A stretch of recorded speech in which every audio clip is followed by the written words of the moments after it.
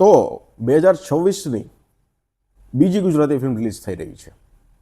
9 તારીખે જય કનૈયા લાલ કી ફિલ્મ આવી રહી છે.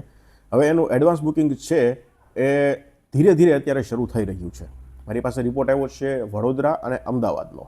તો ત્યાં પણ ખૂબ લિમિટેડ સંખ્યામાં અત્યારે એડવાન્સ બુકિંગ છે એ શરૂ થયું છે. અને આ રિપોર્ટ હું તમને કહી દઉં તો ફક્ત ને ફક્ત બુક માય શોમાંથી જે એડવાન્સ બુકિંગ થયું છે એનો છે.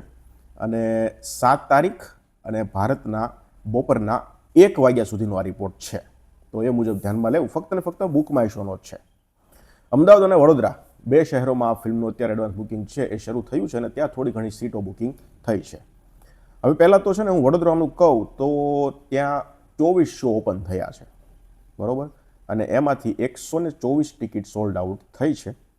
2.91% ઓક્યુપન્સી છે અત્યારે અને 17,000 રૂપિયાનું કલેક્શન અત્યારે એડવાન્સ બુકિંગથી વડોદરામાં આવ્યું છે.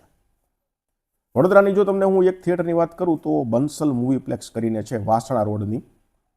ત્યાં 9:45નો શો છે, 12:30નો શો છે અને 6:45નો શો છે. તો ત્રણેય શોમાંથી 17 ટિકિટ અત્યારે ત્યાં વેચાણી છે.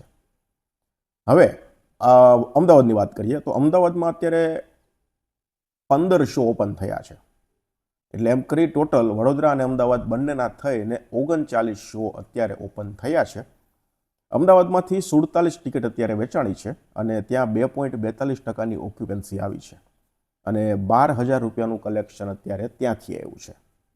અમદાવાદનું એક મલ્ટીપ્લેક્સ તમને કહું તો ન્યૂ ફેનગ્લેન્ડ મોડેલ પાર્કમાં છે ને, ત્યાં 8:15નો શો અને સાંજે 6 વાગ્યાનો શો. બંને શોમાં 4 ટિકિટ વેચાણી છે.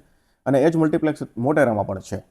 તો ત્યાં પણ સવારનો 8:15નો શો છે ત્યાં 3 ટિકિટ ગઈ છે અને સાંજનો 6 વાગ્યાનો શો છે ત્યાં 3 ટિકિટ ગઈ છે. અને એના સિવાય ઘણા મલ્ટીપ્લેક્સ છે જ્યાં અમુક શોની અમુક ટિકિટો વેચાણી છે. પણ અત્યારે મારી પાસે રિપોર્ટ અમદાવાદ અને વડોદરાનો જ આવ્યો છે. એટલે જો ટોટલ તમને હું વાત કરું તો 171 ટિકિટ વેચાણી છે અમદાવાદ અને વડોદરા બંને થઈને અને 29,000 રૂપિયાનું કલેક્શન અત્યારે આવ્યું છે. જય કનૈયા લાલ કી છે એનું અત્યારે ટોટલ 29,000 રૂપિયા કલેક્શન આવ્યું છે. રિપોર્ટ આપણી પાસે જેમ જેમ આવતું જશે એમ એમ આપણે શેર પણ કરતા જઈશું. ધન્યવાદ.